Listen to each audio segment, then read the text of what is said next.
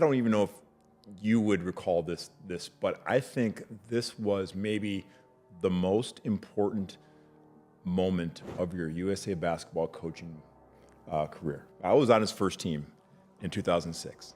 Okay, the World Cup in Japan, and we were in Seoul, Korea. We had an exhibition game. Do you remember this game? Yeah, exactly. But I've coached a lot of games. We played Lithuania.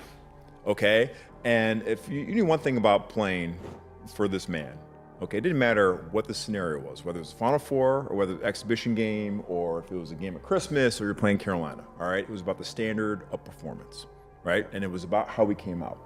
And in that particular game, we played a really good Lithuania team. You know, they were one of the favorites with us. And we might have been down at the half or it was a tie game. And what I saw at halftime was what I saw in my 4 years at Duke, that our standard of basketball was not up to USA basketball. And I'm going to tell you in a very direct manner. And there was a player, I'm not going to say his name, but he was not very good in pick and roll defense. And you never was. And you let him know in no uncertain terms that this is not going to fly. And at that moment, like, you could see the look on this player's face. He had never been talked to like this. Yeah, that's true. His entire life. And you could see it. Like, who is this cat talking to me like that? And the look, I lived it, so I understood where it was coming from. It was coming from a place of love, and it was coming like standards, right? So I didn't bat an eye. Right. But the look on Coach, about halfway through this diatribe, it clicked for you. Yeah. It clicked. And you realize, oh, this is not appropriate for him at this moment. Right. And it was an amazing, like, I saw it click in your eyes.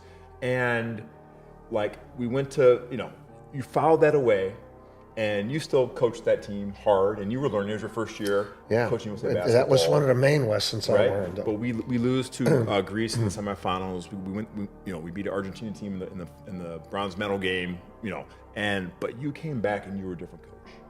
Yeah. And I wholeheartedly believe I was here in the locker room where that moment. Yeah, I'm glad you said that. Propelled you to 2 more World Cup gold medals, 3 gold medals, and it was like, I'm like, no, I'm telling you, that was the moment that might have been the most important in that journey. It's a great point, because as a result of that, the first meeting I had with every one of the other U.S. teams was a standards meeting of how we're going to live together. And so with the next team, the Redeem team, that first day, I had individual meetings with LeBron, Kobe, Dwayne, and Jason Kidd. And individual, and I said, we're going to have a meeting tonight. And he said, yeah, about offense and defense. I said, no. But we're going to talk about how we're going to live together. Really. And I told him my 2 standards. Look each other and tell me. I said, I'd like for you guys to contribute individually now. When I do a meeting, I always like to have someone in the audience that I've talked to already, who I can count on to talk or answer, or have a friend in the room. So the meeting comes, okay? And the very first thing I say to him, I said, I want you guys to know, I want you to bring your egos. I don't believe in leave your egos at the door, and bring your egos in. But, Kobe and LeBron would have brought them in anyway. So you might as well bring them in, which is good. I want you to be who you are. Yeah. And then I said, I want you to know that you are not playing for the United States. And we always had a picture of the gold medal, and I stopped, and they went, where's the pro coach? Like, this guy's an idiot. And I looked at him and I pointed to each one of them. I said, we won't win that unless you are United States basketball. You are. You have to own it. And you have to not just hear and see what we're doing, you have to feel what we're doing. And we have to share common ground. And that's where the standards. So then we have the meeting, and I said, okay, look each other in the eye, tell each other the truth. It's a moment of truth now, because all these guys, you wonder if anyone's going to give you anything. And you guys have anything. And Jason Kidd raises his hand. I said, good.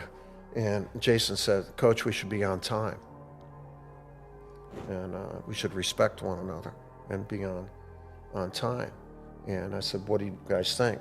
So instead of a rule, we agree on time. I said, well, speaking of respect, I'd like to introduce another standard that we've lost 4 of the last 5 competitions because we're arrogant and didn't prepare well. Like that we never have a bad practice. We never have a bad practice. It's not we have to become a team of plural pronouns.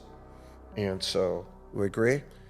And I will tell you, for all 5 of those teams, we never had a guy late, and we never had a bad, I get chills thinking about it. And because they owned it.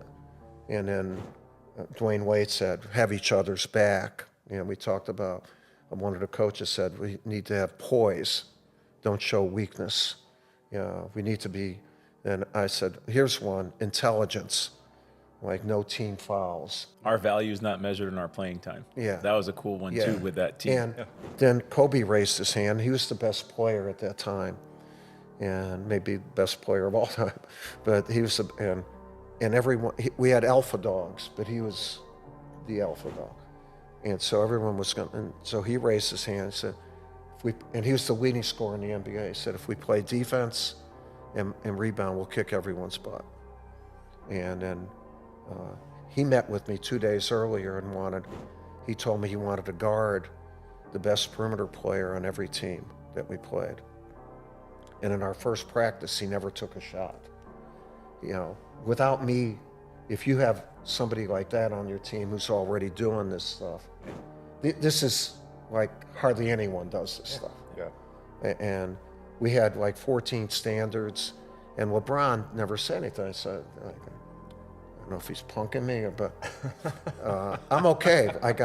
But he raises his hand, and he's really good, and he's a great friend. And he says, Coach, I've dreamed about winning this gold medal and playing with these guys. And he's eloquent. He said, no excuses. And he looked at everyone. I don't want to hear anything ever. Excuses. That became our first standard. And so that became a staple for how I coached. And I used it with our Duke teams, but it was even more important for men. And that was the common denominator. And you know what, Shane? These guys loved it.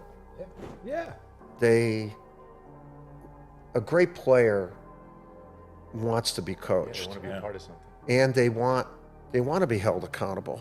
And a lot of people don't hold them accountable because they are that player. They use them, but they don't. And so we had great rapport. I didn't have it with your team because I was learning. Time. We didn't spend the amount of time and whatever, but I learned from that. And part of leadership is to be, you're not going to win all the time, but when you get knocked back, why, what caused it? But I'm really happy you brought up that because I didn't take it to one event. In evaluating myself after that, I said, I got to get closer to these guys. We have to have some type of relationship.